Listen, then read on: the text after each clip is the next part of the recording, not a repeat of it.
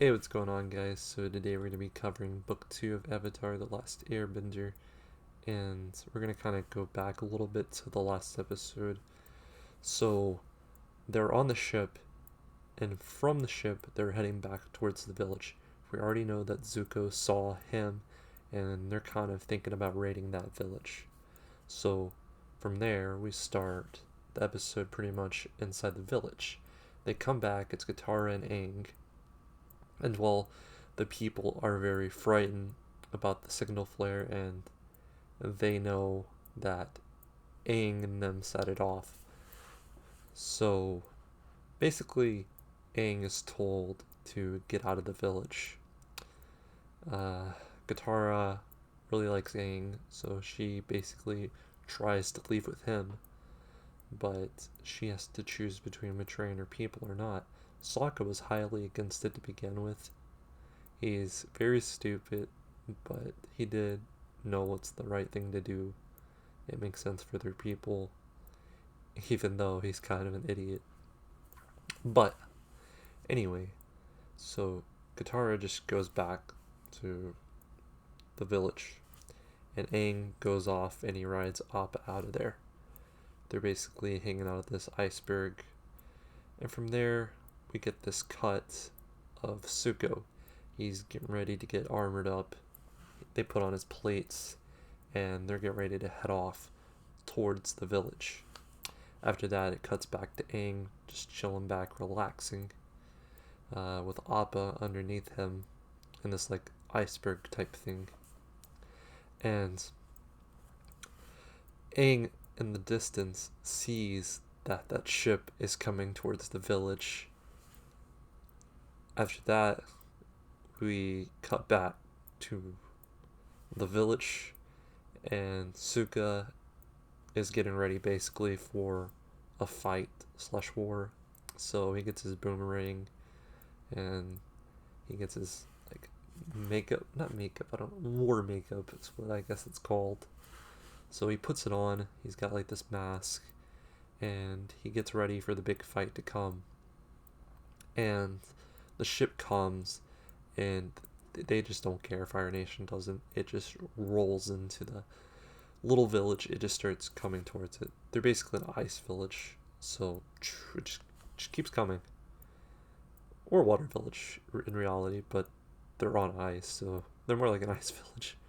But the ship is coming towards them, and as it's coming, it's breaking apart the ice, and it's putting the other little villagers in danger as well as like just everyone in danger. And finally, it comes to a stop, and we get the grand like introduction, not introduction, basically the grand opening of Zuko coming out in full armor. It's like a plate as well as like a mask. It's quite interesting looking. So they're making their way down, and he comes down, and he's basically scaring the villagers, asking them where the Airbender is. They all, well, this is what we do know from him specifically. He thinks the Avatar is actually an old man, an old monk, and he's basically grilling these villagers to get information out of them. So our hero is kind of Sokka here, and there's a big fight happening.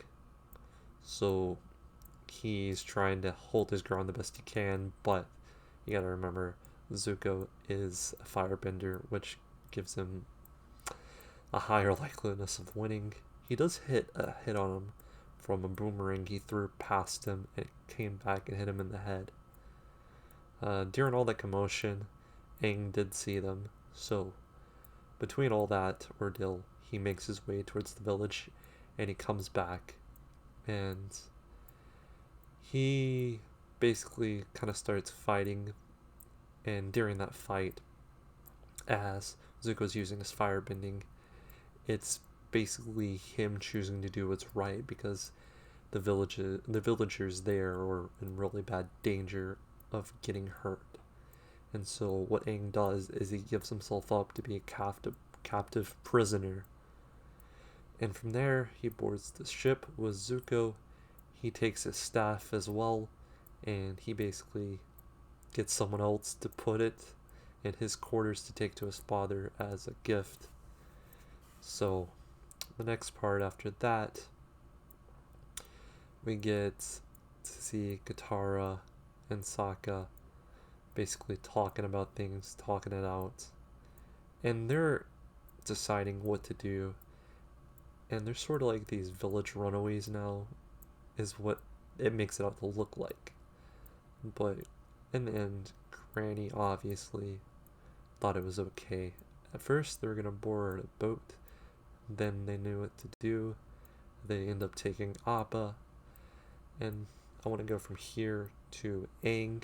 Aang's being taken to his little prison cell, and he's basically talking cocky stuff. He's like, I can take both of you.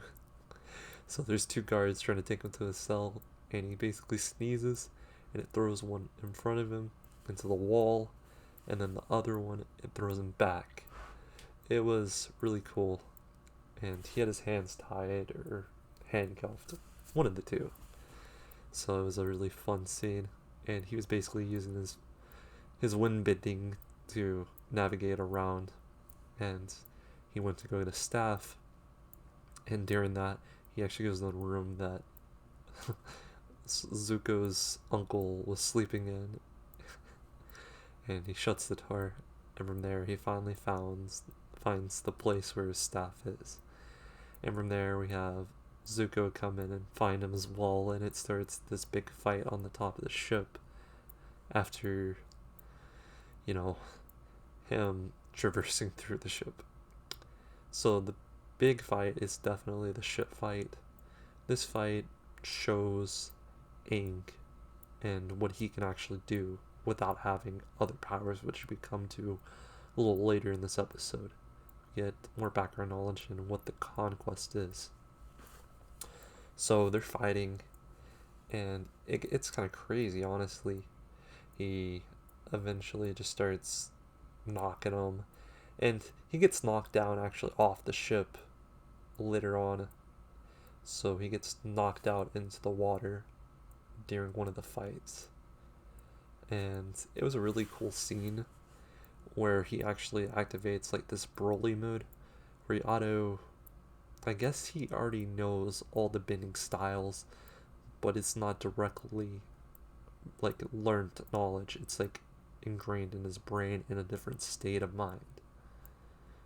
So I kind of foretell this in like a disorganized order because these are a little longer episodes, and it's a cartoon. So it's like it's a little all over the place to begin with. So this episode is baller, the biggest fight. So it's just them going back and forth. There's like 3 or 4 guards on the roof, and he's basically using his wind staff and going crazy. It goes from there. He tries running away, and they get took to the bottom part because his staff he can actually fly with. So he gets down to the lower deck, like the very front of the ship, pretty much, which is, I guess, like you have your top deck, and then you have like the tip of the ship is where they're fighting. This is where the biggest fight breaks down. So from here, I'm pretty sure Katara and Sokka both come, and they're watching this fight go down. It's getting kind of crazy. Aang eventually gets knocked off. He uses his water bending in his Super Broly form. So that was crazy. He like twists up and he comes out of the water after being knocked down. It was in an unconscious state. So technically Zuko does knock him out into the water, but then he comes back throwing punches, and it's a huge one. And he knocks him in the water from that. And he's basically unconscious. Sokka does wake him up, and he gets him his staff. And Zuko is still fighting. He's still trying to get up.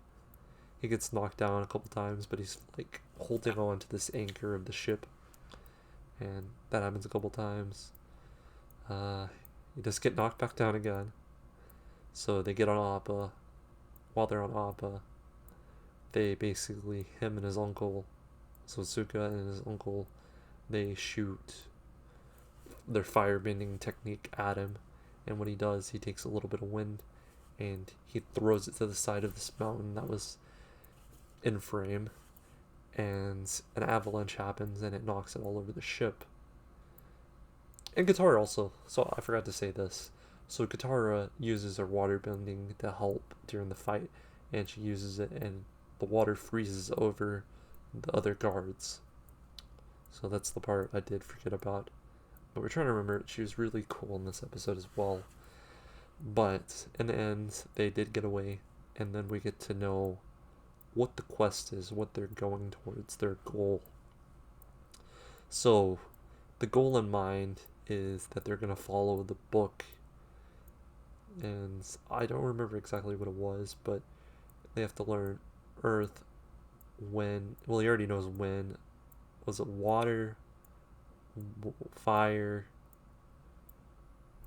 earth?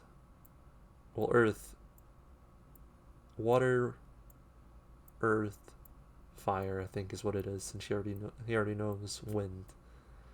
I had to think about that for a second. It's kind of confusing, but basically in the book, he has to learn these techniques in order, and that's how he becomes the Avatar. The Avatar knows all bending techniques, including wind, which is pretty much extinct as far as we know thus far. So, Aang actually has his own map of what they should do, and he wants to basically come around and do goofy stuff, like going seeing these giant koi fish and stuff like that. It just shows you it's still a fun series while also keeping a serious attitude with some serious characters that are also goofy. Anyway, this was a really good episode. I preferably liked it better than the first. I'll rate it higher as well. I think I gave the other episode an 8. I'll give this one 8.8. I thought it was really good.